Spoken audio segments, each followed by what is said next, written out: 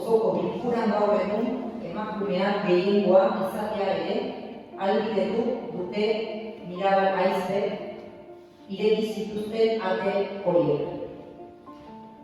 2009an lau emakume egin zigute Euskal Herrian. Alicia Urribizalde, Mari Berri, Txantano Monte eta Baiona, hilabete honetan 53 urteko emakume bat. Eta 20 emakumetik batek bortxaketa jasan du. Eta zifra horiek izugarri handitzen dira Afrikan eta Amerikan. Osoko bilkura honek irauten duen denboran munduan 10 emakume erailak izango dira indarkeria matxistaren ondoren.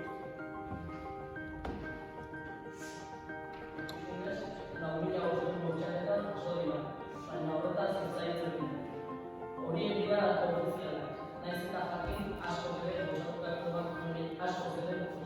emakumeago uko egiten diotela salaketa jartzeari. Indarkeria judizial, polizial eta sozial gehiago ez esatea da.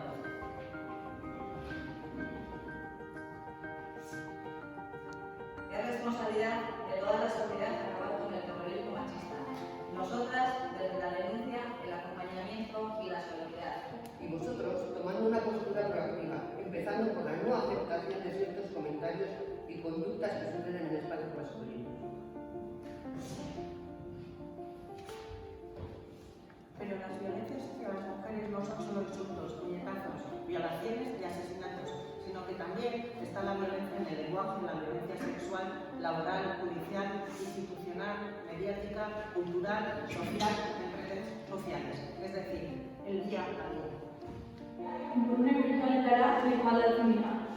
Eta ingurune horiek indarkeriaren ondorioak laburragotzen dituzte. Digitalki irabazitzen erasoa.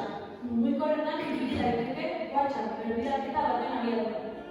Horren adibide latza izan da berriki bere buruaz beste egin duen emakume baten kasua. Haren bikotekide ohiak sexu eduki dagoen medio bat bere lantegian eta haren baimenik gabe zabaldu ostean.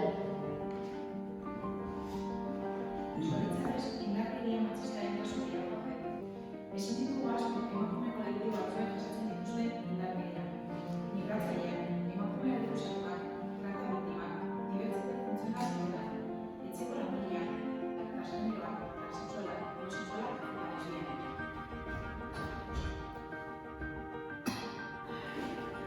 Indarkeria gainditzen duten emakumeek ez ezik, haien seme-alabek ere indarkeria matxista jasotzen dute.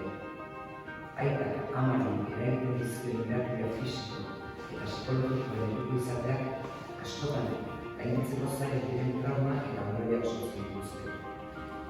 Ez genituzke aipatu gabe utzi nahi, baita ere, aurrek eragiten dien sexu abusoa. Lau neskatik batek eta 6 bikotetik batek jasotzen dituzte abusoa. Eta horietatik ehuneko horrek ez osalatzen. Desgaitasun duten emakumea. Emakume hauek gehienetan ikusizainak dira, eta talde honetan azaltzen diren indarkerien motak asko eta desberdinak dira. Desgaitasuna duten emakumeak kontrako indarkeria biktimaren gertuko ingurunean ematen dira gehien, bikotean, familian eta emakumeak bizi diren instituzioetan. Gogoan hartu behar da gainontzeko emakumeak baino 4 aldizko arrisku handiagoa dutela indarkeria jasatzeko.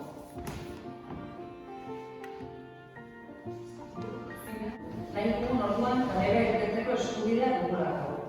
Nahi dugun bezala jantzita eta beldurik sentitu gabe. Orain guztioi, aretoan eta guztioi, minutu bateko isilunea egiteko eskatu dizuegu, indarkeria matxistaren biktima izatea emakumeen guztiak gogoratzeko.